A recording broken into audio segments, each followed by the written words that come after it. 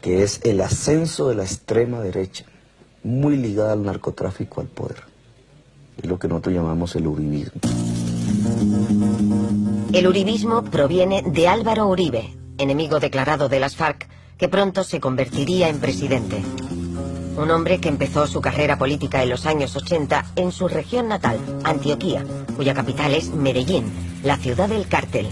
Volvamos al ascenso de Álvaro Uribe. Por sus investigaciones sobre el pasado de Uribe, el periodista Nacho Gómez ha recibido premios internacionales de investigación e innumerables amenazas de muerte.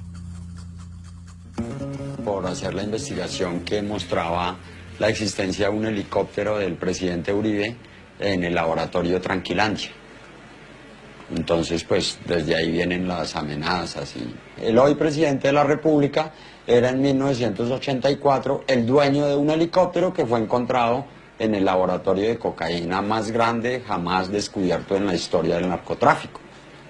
Mientras el presidente Álvaro Uribe era alcalde de Medellín, Pablo Escobar desarrollaba con la población de Medellín un programa cívico-social que se llamaba Medellín sin tugurios, que en esos mismos barrios tenía campañas sociales la alcaldía, o sea que se mezclaban las acciones de la alcaldía y las donaciones de Pablo Escobar. Unas relaciones denunciadas por los servicios de información norteamericanos. Este es un documento confidencial de 1991 ya desclasificado y titulado Perfiles de narcotraficantes colombianos. En él se lee: Álvaro Uribe, senador, colabora con el cártel de Medellín al más alto nivel gubernamental y es amigo íntimo de Pablo Escobar, que ha financiado su campaña electoral. Y aún más grave, en la época de las matanzas de sindicalistas en los Platanales, Álvaro Uribe, convertido en gobernador de Antioquia, legalizó unas sociedades de seguridad privada llamadas Convivir, que se aliarían con los grupos paramilitares. Ejemplo: un tribunal de justicia norteamericano inculpó a la multinacional platanera Chiquita Brands por haber pagado a un grupo terrorista más de 1 millón de euros entre 1990 y 2004. Un tal Carlos Castaño había solicitado que el intermediario fuera una Convivir. Al servicio de ellos asesinaron sindicalistas, al servicio de ellos asesinaron a por lo menos 134 miembros de una comunidad afrocolombiana. En el caso de Chiquita hay plena prueba de que ello fue así. Es el caso más documentado que hay sobre la relación entre multinacionales y paramilitares.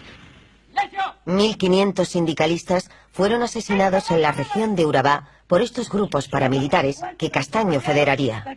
Se les atribuyen miles de muertes, matanzas de civiles y el desplazamiento forzoso de cientos de miles de campesinos.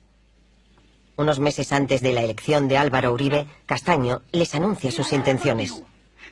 Ese gobierno colombiano no negociaba con las FARC, negociaba con los paramilitares que eran tratados como aliados. Primer episodio esclarecedor. El presidente Uribe autoriza a 3 jefes paramilitares a dirigirse al Congreso colombiano. Uno es Salvatore Mancuso, sucesor de Castaño, a la cabeza de los paramilitares, imputado en 60 procesos por la muerte de 7.000 personas. Este proceso concita a construir los instrumentos jurídicos que permitan la salida digna de la guerra para todos los comandantes y combatientes de nuestra organización, también los privados de la libertad. Como recompensa a nuestro sacrificio por la patria, haber liberado de las guerrillas a media república y evitar que se consolidara en el suelo patrio otra Cuba o la Nicaragua de otrora, no podemos recibir la cárcel. Hubo que promulgar una ley de desmovilización, clemente con Mancuso y los jefes paramilitares. Se empezó a vender el paramilitarismo y varias cadenas televisivas, privadas de Colombia fueron cómplices en eso. Se empezó a vender no como lo que eran los ejércitos privados del narcotráfico que estaban cometiendo crímenes contra la humanidad, sino como los ejércitos salvadores contra la barbarie de la FARC. Casi nunca combatió la FARC con los paramilitares.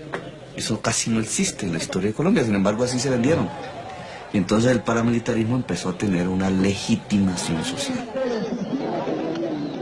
Las negociaciones desembocaron en la desmovilización de Mancuso y 32.000 hombres se convirtieron en una carga para Uribe.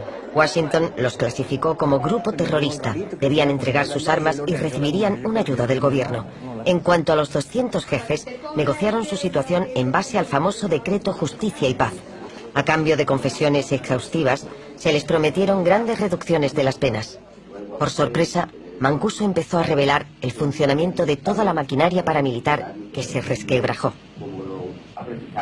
Lógicamente que en toda la región del país se eligieron congresistas. ¿Y quiénes nos eligieron? Esas poblaciones que direccionábamos directamente nosotros. Igual hacíamos también con alcaldes, igual se hicieron pactos para gobernación. Las revelaciones de Mancuso llevaron a una serie de detenciones. Según él, el 35% del Congreso había sido elegido gracias a los paramilitares. Varios senadores y jefes de campaña de la coalición uribista fueron encarcelados en La Picota en un ala privilegiada, donde hacían barbacoas familiares. El ala pronto fue bautizada por los detenidos como el Congresito. Lo cierto es que todos los caminos del paramilitarismo conducen al presidente Uribe, porque su círculo más cercano ya ha llegado allá. La Corte Suprema de Justicia también inculpó al jefe de los servicios de inteligencia, Noguera, que fue acusado de eliminar los expedientes que relacionaban a políticos con paramilitares y traficantes. El país estaba sumido en una crisis calificada como parapolítica por la vinculación del paramilitarismo con la política.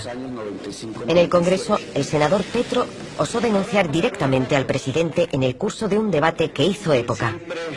Miren ustedes aquí, primera foto, el presidente Uribe, invitando a votar por él mismo y por sus amigos que están sentados atrás, congresistas hoy en desgracia, procesados, Eric Morris. El presidente desvió la atención de la opinión pública sobre los rehenes.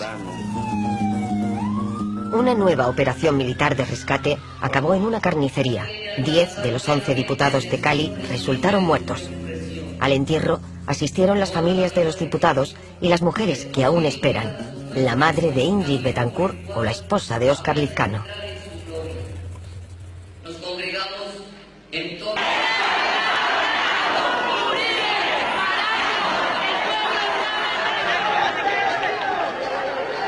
Y después todo fue muy rápido. El escándalo de la parapolítica alcanzó al aliado más cercano del presidente, su primo, Mario Uribe.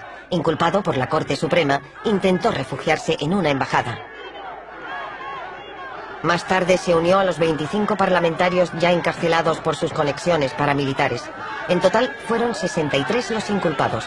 La crisis del Congreso había llegado a lo más alto y empezó la desbandada de las filas uribistas.